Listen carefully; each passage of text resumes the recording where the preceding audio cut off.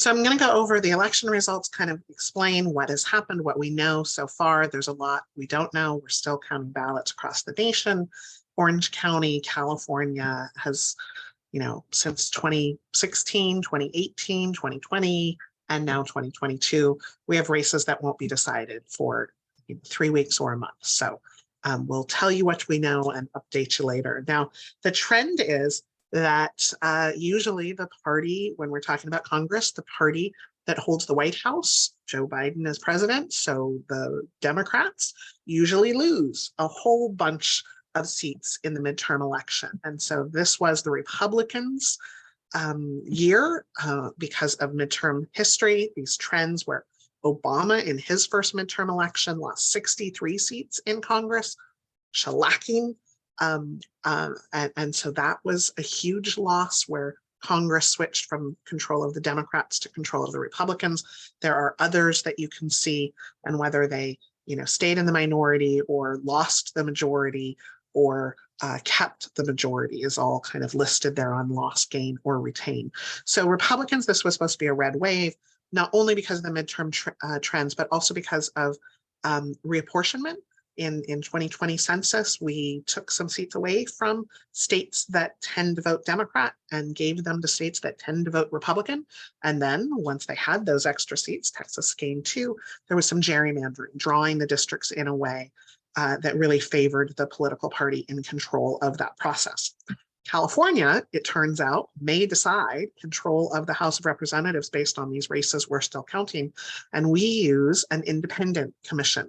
So the irony of being fair is that there were some tough races for Democrats. And 20 years ago, when we did redistricting, when the Democrats were in charge of the legislature, they gerrymandered and made it safer for Democrats to get elected and safer for Republicans to get elected in safe Republican districts. So that's the trends and why we were expecting big numbers for the Republicans. We don't know the outcome. We're still waiting for ballots to be counted. That we may not know the control of the Senate until the January runoff for Georgia, the same way we didn't know until 2020 on 2021 after the 2020 election, when the special election in Georgia had a runoff for both of their Senate seats. So right now, what we do know is that 48 Democrats, 2 independents, those are in the purple, and then the 46 Democrats who have either not been on the ballot, and so they still have their Senate seats, or were elected, and 49 Republicans. 3 seats that we're waiting for. 1 we know we're not going to know because we have to have a runoff. If nobody gets a majority and there was a 3rd candidate, then it goes to an automatic runoff for Georgia. So we have to wait for that. We may know the results, or it may go to a runoff in Arizona. Mark Kelly is ahead, but we still have some ballots to be counted. So we got to count all of those because it's a relatively small margin when we're looking at which ballots could dump. But we think that Mark Kelly will be number 49 for the Democrats, and so have an exact tie with 2 seats out. Nevada, 84%, as I'm recording this on Thursday. We'll have more updates later, but a really tight race where the Republican is slightly ahead. There's still some ballots out that make it too close to call, and so we may see that seat go to the Republicans or to the Democrats, and then Georgia would be the last vote to be counted. So we don't know what that is going to be. For the House of Representatives, you need 218 to have control. The Democrats only had a 5-seat majority for that to begin with, so it was going to be really easy for Republicans to take that. They likely still will. You can see that there's a lot of seats where they could cross over that. However, that control, the fewer seats you have, over 218, the harder it is to keep everybody on the same page, voting the same way. And so past speakers of the House have compared it to herding cats across the desert, or nailing Jello to a wall to try to keep all 218 members, or 219, or 220, or 221, or 222, however many you need to get that majority. So we'll see all those votes. We may not know for a little while, including some seats in California. What we do know is that young people made a big difference in a lot of these states. And so by 2024, millennials and Gen Z voters outnumber voters who are baby boomers and older. And so we're starting to see that political shift. And we see it in some of the races. I won't go over everything that's on the ballot across the nation, but the very first member of Congress who's Gen Z, Maxwell Frost, won. He's 25 years old. The constitutional minimum age that you have to be. And so he is the youngest member of the House of Representatives. Pennsylvania Senate was tightly contested, and John Fetterman won that seat. So that helped the Democrats in getting to a tie.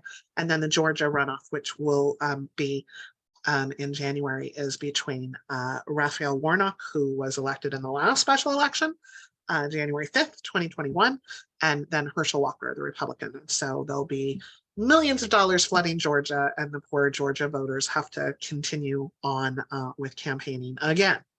There are some exciting things that happened. One of them was almost as a result of the documentary The 13th, which some of you have watched for classes. And if not, I encourage you to watch it after the semester's over. That really talks about the criminal justice problems and flaws in using slave labor, chain gang labor, prisoners who can be rented out, and the corporation that rents out that labor pays the prison, and sometimes for-profit prison, if not the state, and the prisoners are under these forced work camps. And so a number of states, Vermont, Alabama, Tennessee, and Oregon. There's still more to be done on criminal justice reform, but some of these states that you wouldn't necessarily think of as leading the charge of criminal justice reform are getting it done on the ballot. So Connecticut and Michigan expanded voting rights access. Maryland and Missouri legalized marijuana. California, Michigan, and Vermont passed pro-choice initiatives, and Nebraska raised the minimum wage to $15 an hour.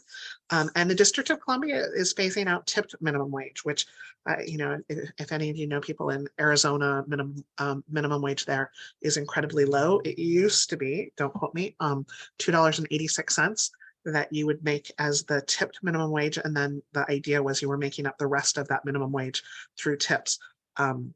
Tough to do. And so DC is going to phase that out and have the actual minimum wage be the minimum wage like it is in California. There are a number of election deniers on the ballot, and 168 of them have won their midterm races. So that's something to watch, particularly if those people are Secretary of States, people in charge of elections. It's concerning when people don't believe that the 2020 election was stolen. There is absolutely no evidence. There's a lot of factual information from the Trump administration itself that proved that. And we saw during the January 6th committee hearings that many of the people testifying said and told President Trump that there was absolutely no evidence that that election was stolen. So let's talk about what happened in California. So every Democrat on the ballot statewide won. Not a surprise, because there are 2 registered Democratic voters for every 1 Republican voter. The race that I was really watching was for controller, because Lanhee Chen ran a really great campaign and seemed to be Republicans' best hope of getting a statewide office since 2006 was the last time voters elected a Republican to that statewide office. So that was disappointing for a lot of Republicans, and certainly disappointing for Chen himself. The Democratic Party endorsed Mike Schaefer for Board of Equalization. He is an incredibly flawed candidate who should not have been endorsed. And unfortunately, voters voted for the incumbent. They voted for name recognition. They voted based on that endorsement. And it's unfortunate. There's some negatives to living in a one-party state where one political party, the Democrats here, have so much power and control. Alex Padilla easily won his Senate seat for both the short term, while he'll serve until January, and then when the full term starts in January. No real surprises here, except for those I just talked about. When you look at, and I'll put the link to some of these so you can look at them, so you can kind of play around with them as they get updated. But Gavin Newsom easily won. What I love about these maps on the Secretary of State's website is that you can look at the county differences 58 counties in California. And so you can see how each county voted. I'm not sure if Orange County will end up, once every vote is counted, being majority for Brian Dahle, but that's where it is now. But you can see there's not a lot of people in a lot of these rural areas. And so the population is really concentrated on Southern California and the coastal areas, the Bay Area in particular. And so that's where a lot of those votes were driven. Tony Thurmond, kind of interesting after the pandemic, after so many, there were over 200 school board candidates who were really kind of campaigning against the pandemic closures, mask mandates, the vaccine mandates, that Lance Ray Christensen didn't do better. If you look back, sorry, I was going to go back to Gavin Newsom so you could see, he wins by 57%, and then Tony Thurmond won by 62%. I don't know if that's some people not knowing that Tony Thurmond is a Democrat, but I was surprised that there wasn't a bigger campaign against him as the leader of public instruction, making a lot of the decisions about that. But voters are interesting. So right now, this will be updated later, but just to kind of look at the trend, we still have a lot of ballots to count that were mailed in by Tuesday and still haven't even arrived in the Registrar of Voters offices, and then those who were turned in to a drop box, hand delivered to a drop box, kind of the same idea. So those are all being processed, being verified, signatures are being checked to make sure that the person who signed that ballot was actually the person who was supposed to sign that ballot. But we can see that Democrats turned out 34%, Republicans 38%. Those numbers might change, but over here, the share of the electorate, obviously 50%, 49% of all ballots were cast by Democrats because they have such a big advantage. These are the independents, people who belong to another political party or NPP, don't list their political party, have much lower turnout. Maybe they're less politically engaged, which is why they don't belong. Or maybe those political parties are mobilizing their voters in a much more effective way. But when we come down here to age group, you can see 18 to 34-year-olds are the largest, 6 million voters to only 5 million over 65. So young voters could dominate every single election, and yet seniors turned out to vote 56%. And young people only turned out at 15% turnout of those. So less than 1 million of the 6 million young people that could vote, that were registered to vote, actually ended up voting. And understand this is a much bigger number because there's a bunch of people who aren't registered to vote who could have shown up on election day and registered to vote. So that means that between 41 and 29, that's 70% of the votes were cast by those over 50. And because old people in California are white, 68% of all ballots were cast by people who are white, even though it's 38% of the overall turnout. But this registration really does drive those numbers. So what can we do to get more people to vote? Let's look at Orange County. Same trends, slightly different numbers. You see more Republicans in Orange County than you do statewide. And so it's a closer, but still the Democrats have the larger number. But Republicans really showed up to vote. Whether that will change, do we see a trend of Democrats mailing in their ballots on that last day?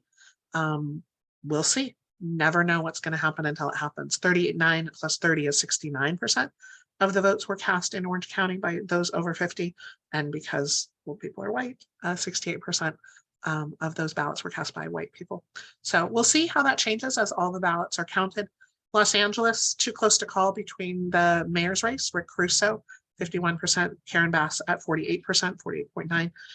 And so that will shift as we count all those ballots. But wow, Rick Caruso spent $100 million and may lose. His political consultant, super happy, he probably made $15 million on that race. He got about 15% of that ad buy. Alex Villanueva lost pretty handily. So Robert Luna from Long Beach is the new county sheriff. Lots of problems in that department, so good luck.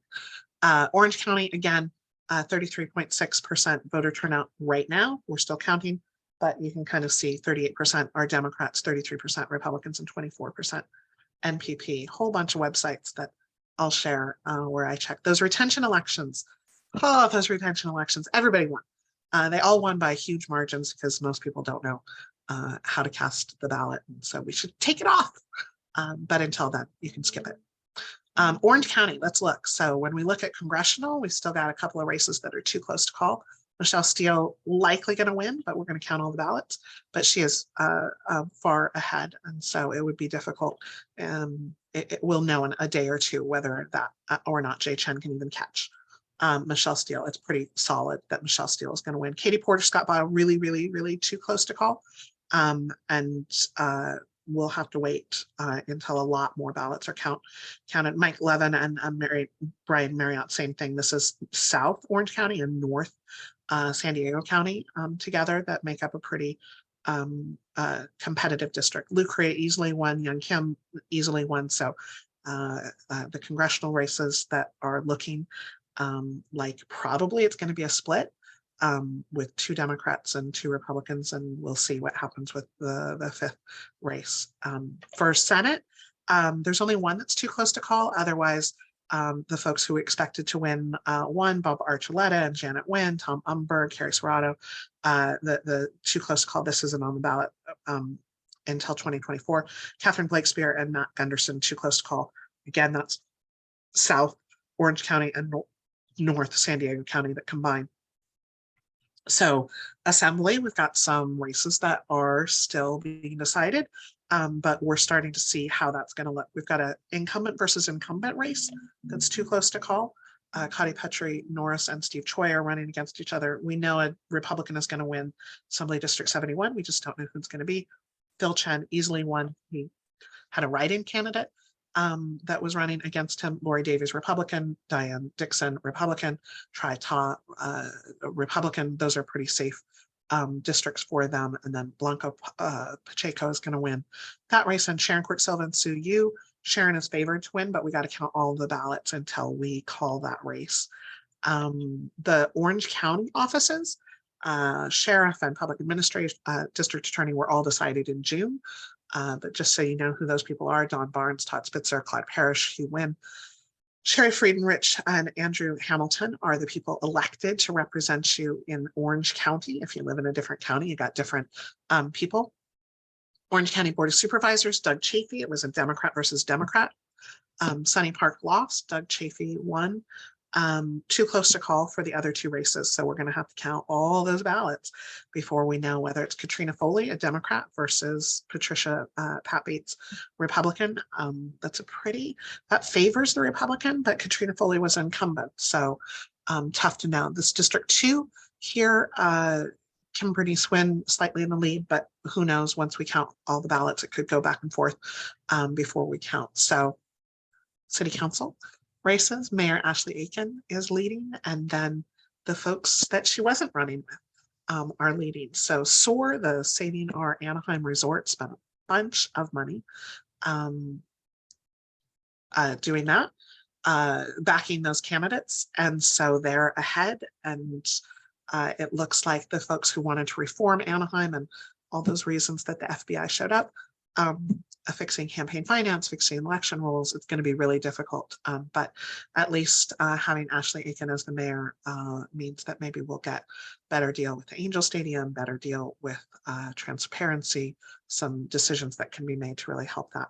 Brea, the incumbents won plus Blair Stewart, so he joins the 2 incumbents. Some young folks in Buena Park, Jose Trinidad Castaneda and Connor Trout, Gen Z, represented in Buena Park. And so we're seeing some really great things out of that city for more transparency, more accessibility, community outreach to really get people. Joyce On also, just not Gen Z.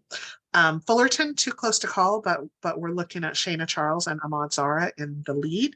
And so they'll be making decisions for Fullerton unless when the ballots are counted, somebody else. La Habra, the incumbents easily won. La Palma, we had Natasha Patel and then Janet Coughlin join him. Orange is too close to call. We'll have to see what happens there. Not a whole lot of surprise in Placentia. And then too close to call, we're still counting Carlos Rodriguez, the incumbent one, but we're still counting the ballots for Ryan Bent versus Janice Lim, but Janice Lim is in the lead. So it looks like our North Orange County Community College District Trustee Ryan Bent may lose and stay on our board. North Orange County Community College District, he wasn't on the ballot. He's still elected to this. That's what I was talking about with Ryan Bent. But Barbara Dunsheath and Jeffrey Brown, the 2 incumbents who have been serving for quite a while, were easily reelected. School board races. Too close to call between two Democrats and two progressive Democrats that are running for the Anaheim Union High School District, Jessica Guerrero and Billy Joe Wright. I know both of them and they're really excellent. So it's hard to have a favorite when either one of them will do a great job. The other two were incumbents with nobody running against them. So they already won.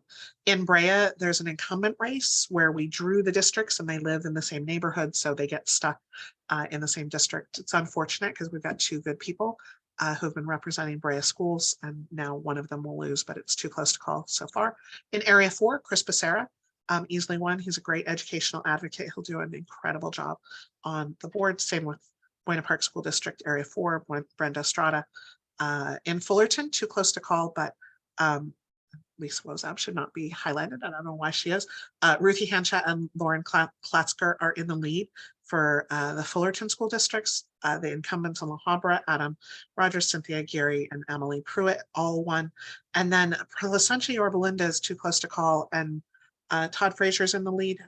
He's spread a lot of nasty things in the Placentia Yorba Linda school district. So it's really sad to see the incumbent Karen Freeman, who did such a good job on that board, losing.